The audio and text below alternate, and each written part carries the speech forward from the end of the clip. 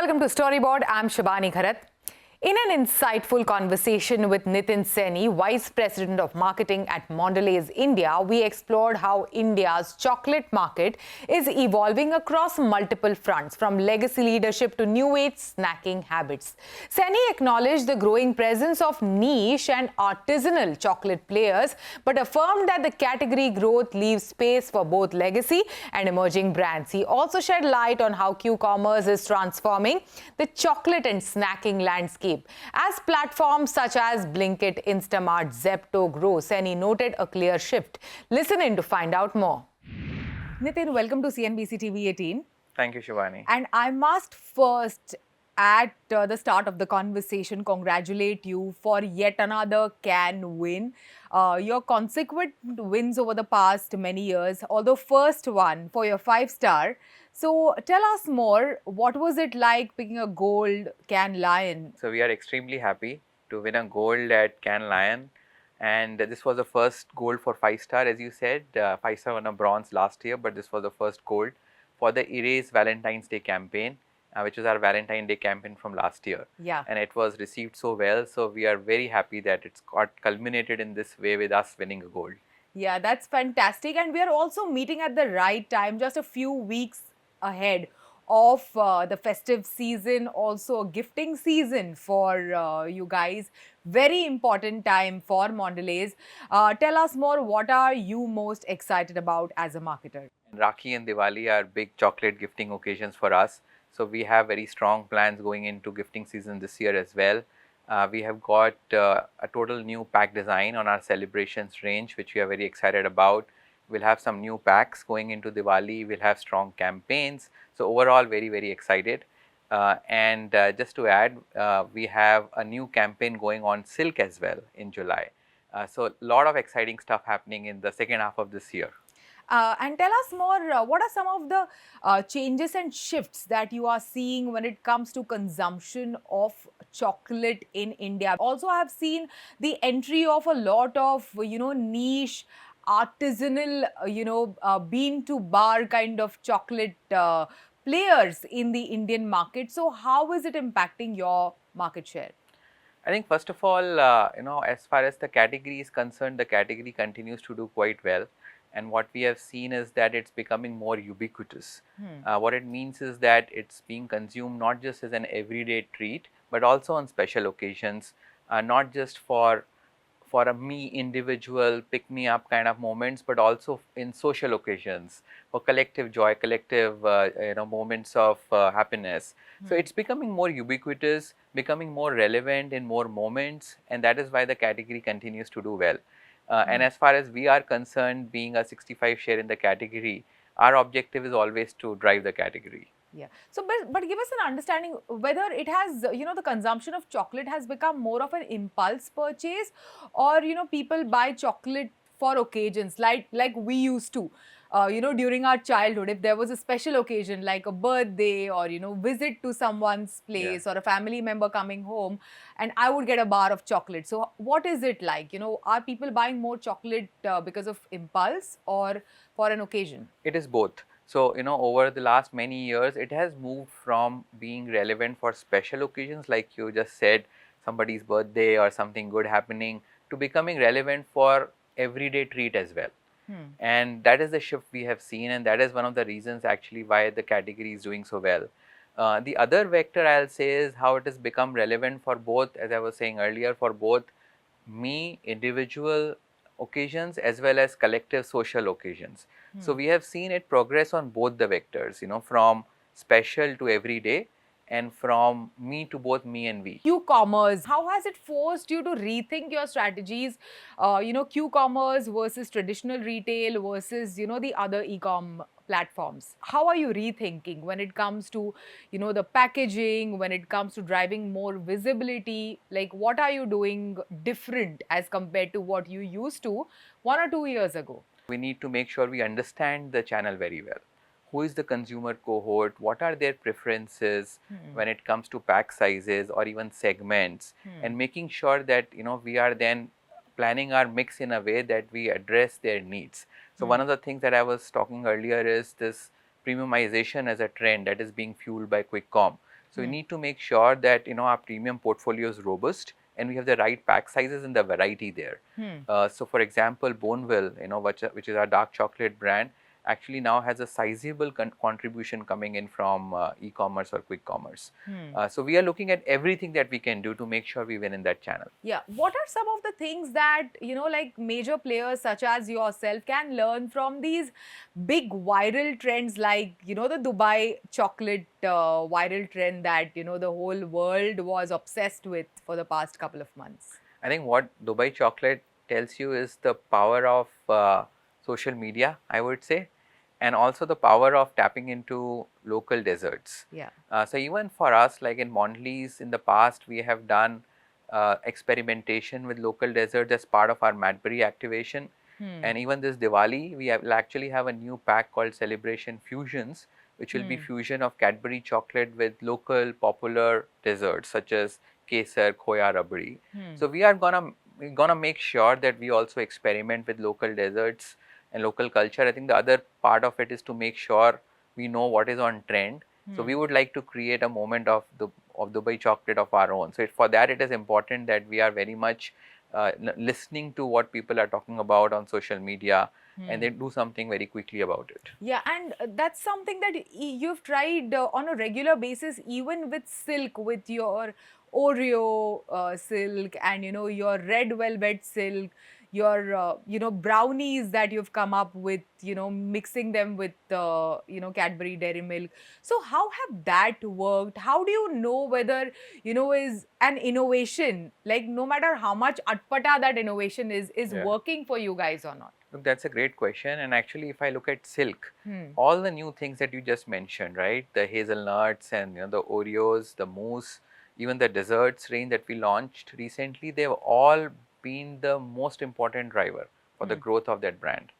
And today, bulk of the consumption actually happens from that variety. So all of that has actually been very, very important. Making sure we are experimenting with new ranges, new flavors, and you spoke about them, and what we have done in the recent past and over the years. So that's been very important to drive the growth of the brand. Are there also repeats for these, innovations? Because sometimes curiosity, makes me pick up like something new that I see on a platform or, while walking through a supermarket. But are people coming back? They are. So if if you look at the silk innovations, all the innovations that we have done under silk, they have been all permanent line extensions. So the Oreo, the hazelnut, the mousse, the desserts range, they are still in the market. So they are what you can call as permanent extensions of the brand. I think at the same time, we have done stuff around limited editions as well as part of our Madbury activation, where you would have 2 flavors in the market for 2 months. Even earlier this year, we had something called Mocha Almond under Dairy Milk, which was a limited edition. So we look at we do our understanding around what is likely to be a permanent flavor, where there will be repeats, and what probably is more sort of going to be on trend and will have limited shelf life. So that is the work we do, with consumers and understand that better. Yeah, and there is one thing that I have also noticed over the past many months is, the term chocolate, the definition of it has become wider with the entry of protein bars and, healthy snacking options. And you walk into like a store and you will see like a customer stepping in and saying, okay, wo dates wala chocolate dena, ya fir wo protein wala chocolate dena. So how is that impacting purchase of some of some of your legacy brands such as the Cadbury Dairy Milk? I think for most consumers, they still see chocolate distinct from bars at this time. However, as you rightly said, the lines might be blurring for some consumers. So for us, therefore, it is important that we continue to look at that closely and see what that means to us from an innovation standpoint. We do have Fuse in our portfolio, which is chocolate with peanuts. Yeah. And it's actually positioned on hunger satiation. Yeah. And that's doing again quite well. So, we have already something in our portfolio and we'll continue to look at what that means to us from an innovation standpoint. Yeah, and finally, before we go, we spoke about so many trends, the health trend, the dark chocolate trend, premiumization. But apart from that, what are some of the things that you are foreseeing that will shape the chocolate industry going forward?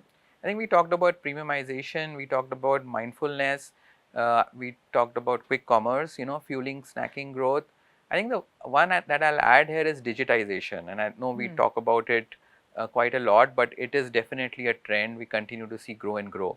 And it means several things. It means the way people are consuming content. They have moved away from just TV to TV, digital, now connected TV. So we need to make sure that we know what is happening in that space, whether it is in terms of their payment habits or buying habits. So digitization is on the rise, and linked to that are things like AI, and making sure that as marketeers, as and category leaders, we are leveraging AI in making sure we are, using that to drive the category growth and using that to make our brands more exciting and engaging to the consumers. So I would say digitization and AI as the other trend that I'll add. It is time for a short break. On the other side, in an insightful conversation with advertising legend Ambi Parameswaran, we find out what makes for a great marketing cocktail today through his latest book, Marketing Mixology.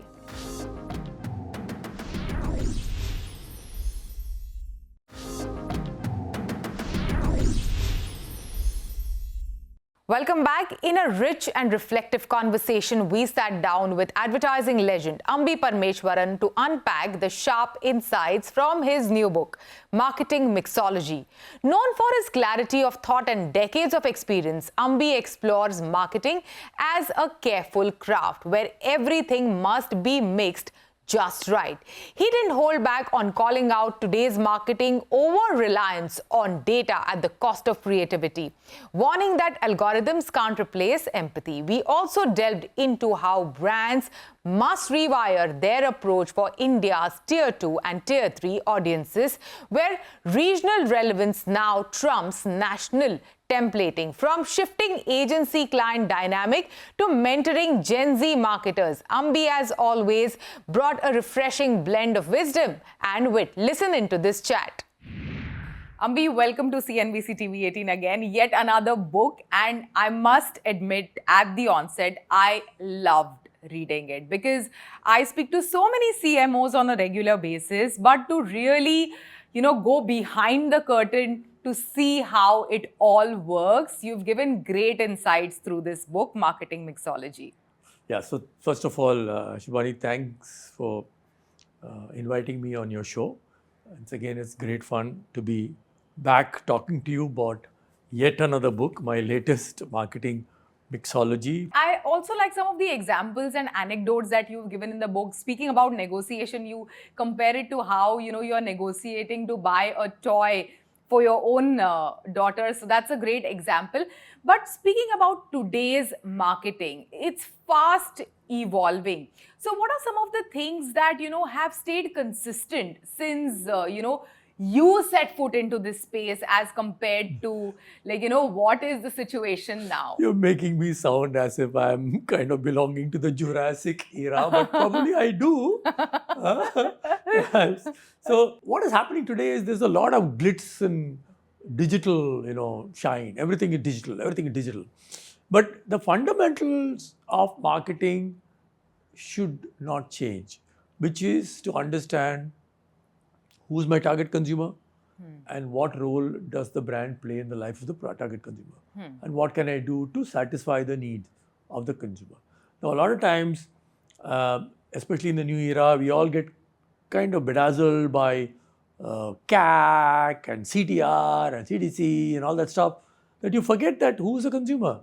If he's clicking, why is he clicking? If he's buying, why is he buying? Or if someone is coming and abandoning the shopping cart, why are they abandoning it? Can digital tools give you the answer? Maybe it can't, in which case, do you go and meet your customers? That's the question I ask. A lot of these so-called direct-to-consumer brands, do you know who your customer is? Have you gone and met them? So if you don't meet them, you're missing out on something. So so those fundamentals will not change. Yeah. Mixology is often we hear in the context of making cocktails. Yep. And the most important ingredient of a cocktail is, of course, the liquid gold, which is your alcohol that you put Yep. in it. Good quality, of course, makes the cocktail better. But in this marketing mixology, what is the most important ingredient according to you, Ambi? So I think in marketing mixology, the most important ingredient is understanding consumers. That's critical. That is the centerpiece. So even if you go and talk to a mixologist, Yeah. and I've been doing these book launches in different cities. I did one in Bombay, I've done one in Chennai, and invariably I always invite a mixologist to come and talk. What do they say? They say it's not about the drink. It's about the customer. So we first talk to the customer. What they want. Yeah. And then find out what kind of customer is he or she. And then we create a drink for that customer. Right. So these are highly evolved mixologists. They're not the kind of guys who just make your, Bloody Mary or screwdriver. They actually curate things for you. So similarly in marketing, it's all about the customer. It's not about your product. It's not about your service. It's about the customer. Where is the customer coming from? What can you do to make the customer happy? And what can you do to make the customer come back again? You said understanding the customer or the consumer. Customer in the B2B context and consumer in the B2C is what is explained in the book, is very, very essential. That is what marketers are obsessed with these days, getting the customer data. So how much, like in your experience, has getting in all the data worked, and how much of it has been the gut instinct that has worked, to make a campaign successful? No, I think, obviously, all good companies invest a lot in research, in consumer research, but a lot of times this research is kind of done for the sake of ticking a box. People are not really getting involved. And the contra argument is that, Steve Jobs has said that if I had gone and asked the consumer, I would have never launched those products. And Henry Ford has said that if I'd asked the consumer, they would have asked for a faster horse, right? So that's also there. Yeah. But the point is, these are smart people. I'm sure they went and spent time with the consumers, understood the consumers, and figured out that I can change the consumer. So it's, if you only talk to consumers and only take what they say and literally, give them what they say they want, you'll be stuck. You got to go talk to consumers, maybe over the fringes, right? Consumers who are very heavy users, consumers who are kind of innovators. You need to find out what will tickle them and then find out whether that can work with the larger set of consumers. Smart companies do that. Companies also today have a lot of digital data coming at them. So are they analyzing the digital data the right way? Are they going through the data to find out the insight? What is the insight? Why is the consumer doing what they're doing? Why is the consumer not buying the product? And then go and address that through campaign, through advertising, whatever it is. One has been doing it in the past. Today, the thing is that you're constantly getting information about consumers. Consumer is posting a review, someone is posting a blog, someone is tweeting about something. As a company, you need to monitor all that. But at the same time, you cannot get kind of distracted by all that. So it's a combination of these two. You need to manage that. That's what I've said in the book. Yeah. And another thing that marketers today are obsessed with is to tap into the discerning Gen Z consumer. Your book also targets the younger consumer, the younger audience. Ambi, having said that, what is one of the most interesting insight have you learned about, the Gen Z consumer or the younger consumer that really had you surprised? One of the terms which my students threw at me a couple of months ago is skintellectual. Skintellectual. So today, consumers are becoming intellectual about skin. So the consumer is saying, oh, Mr. L'Oreal, I don't want to buy your product. I want a product which has 5% retinol. I want a product which has 3% ceramide. Right? I'm very clear. My skin type is this. I've got slightly bigger pores. To fill that pores, I need this particular ingredient. Yeah. And they're willing to pay money for it.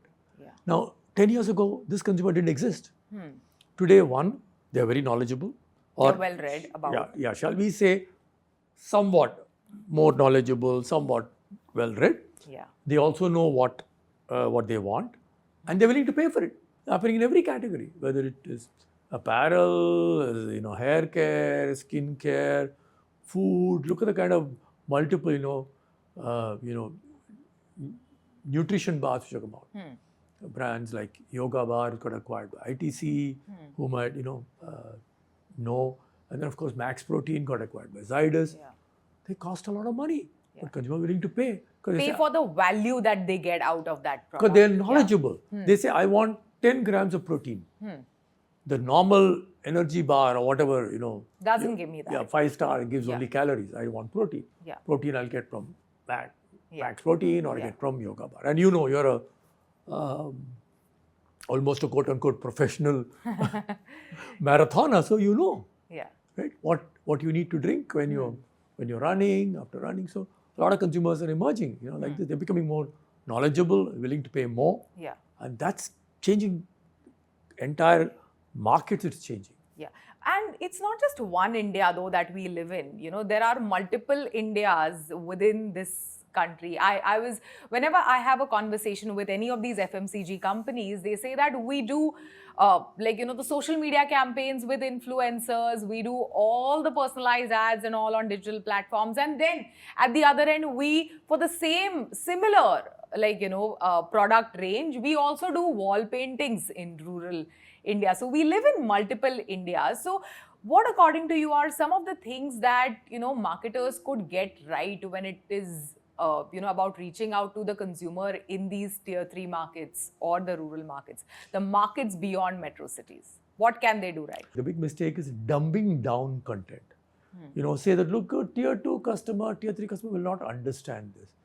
Who says so? Go and meet them and talk to them. You never know. They may actually understand as much as a tier 1 customer, right? So you need to, I think, invest in understanding those customers and figure out what will work for them, what will not work for them. Obviously, even in the past, this was true. The rural customer is very clear, saying, look, मुझे वही चीज चाहिए जो मेरा भाई लखनऊ में use करता है. मुझे दूसरा product नहीं चाहिए. But I'll not pay that much for it, so figure out how to charge me less. So that's the reality today. They know. They talk to people all the time. They know to use an old term, they don't want to be treated like country cousins. Because they are quite knowledgeable, right? But the point is they may not have the money, they may not be able to pay more. So you have to innovate in terms of pack sizes, whatever, and give it to them. And then they'll buy it, right? The mistake you make is to say that tier 2, tier 3 customer is not very intelligent. That would be wrong. So the marketers should get out and, have their ears to the ground to understand what the consumers want, even in these markets, listen to them, and then not dumb down the communication. Yeah, absolutely. Ambi, you've worked on so many campaigns in your, amazing career in advertising. What is the campaign that, that you watch even today that has, required a lot of hard work by you and your team, and that still gives you goosebumps even now? Well, the brand which I was involved with for many years is Tata Motors, and I worked on all their initial launches. And after getting out of FC Bulka, I've also done workshops for Tata Motors. I'm still thrilled to see the kind of new cars which are being rolled out by Tatas. There's a new car called Curve, which is really beautiful looking. And I'm also pretty impressed with the work, the new cars coming out of Mahindra. The new electric range is amazing. So whenever I see these new cars, I say, look, it all started with a car called Indica, which people thought will fail. Right? That's where, India's journey in automotive manufacturing started. And look at where it is today. We are competing. Mahindras and Tatas are competing with global majors. Like Kia and Hyundai, Kia, Suzuki, they're competing with them. They're doing much better than the so-called big boys of America, General Motors, Chrysler, Ford. They're doing better than them. Yeah. It all, in a sense, it all started with Indica. And Indica was given up as a failure, and then we did Indica V2. So in a small way, I was involved in the success of Indica. So whenever I go and see the new cars in a Tata showroom or a Mahindra showroom, I get very thrilled saying, look, I played a small role in this. So one feels very happy. That's fantastic. With that, it's a wrap on Storyboard this week. You can catch all of our content on Facebook, X and YouTube. Thanks for watching. We will be back same time next week. See you soon.